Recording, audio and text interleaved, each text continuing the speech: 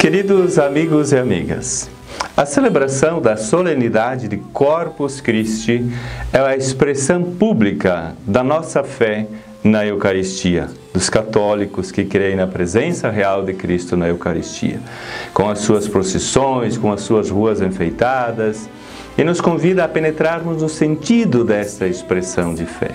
A Eucaristia é o grande tesouro da Igreja.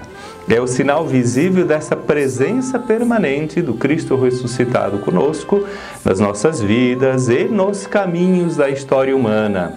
Nós reportamos-nos espiritualmente para aquela última ceia de Jesus com os discípulos, com os gestos de Jesus que, de modo sacramental, antecipou a sua morte redentora na cruz, o seu corpo doado e o seu sangue derramado. Jesus se doa pela vida do mundo, pois, diz ele, se o grão de trigo lançado à terra não morrer, fica ele só, mas se morrer, dá muito fruto. Ao participarmos das programações de Corpus Christi, aprendemos a ter algumas atitudes eucarísticas, e esse é o ponto que eu quero salientar. A primeira atitude é o sentido da encarnação, isto é, unir fé e vida. Por isso, como Jesus Cristo caminhou pelas estradas da Palestina naquele tempo, hoje e durante o tempo da Igreja, nós o conduzimos sacramentalmente pelas ruas. Jesus ressuscitado não está presente somente na hora da missa, mas está no meio de nós e conosco, com uma presença concreta, próxima, no meio de nossas casas, do povoado, como um coração vibrante da cidade, no território com as suas várias expressões e atividades. O sacramento da caridade de Cristo está presente em toda a nossa vida cotidiana. Palavras estas do Papa Bento XVI. Quando nós vamos à missa, carregamos conosco nossa vida cheia de gratidão, mas também de cruzes, dificuldades, mas nós retornamos ao cotidiano em que o ressuscitado permanece sempre conosco. A primeira atitude eucarística é, pois, a fé.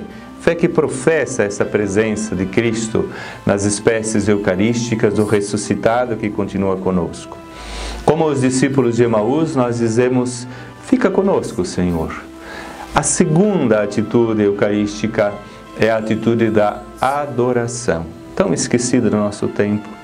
E nós cantamos tão sublime sacramento, adoramos neste altar. Recordo as palavras do Papa Francisco, quando diz assim: como é doce permanecer diante de um crucifixo ou de joelhos diante do Santíssimo Sacramento e fazê-lo simplesmente para estar à frente de seus olhos.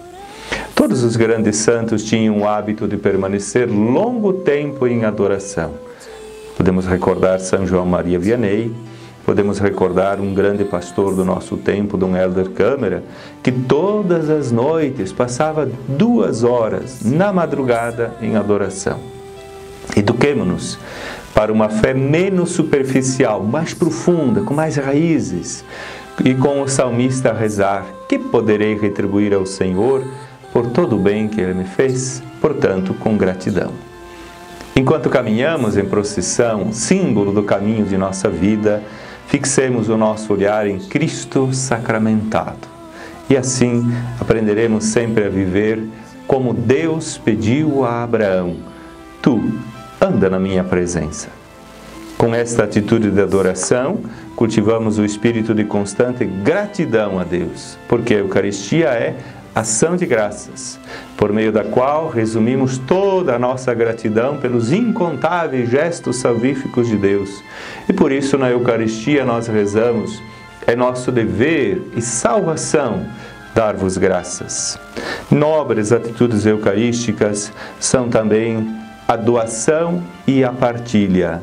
O pão eucarístico do Cristo presente na Eucaristia nos convida à doação e à partilha. No gesto de partir o pão, Jesus, na última ceia, realizou 2 atitudes ao mesmo tempo: a doação de si e a partilha.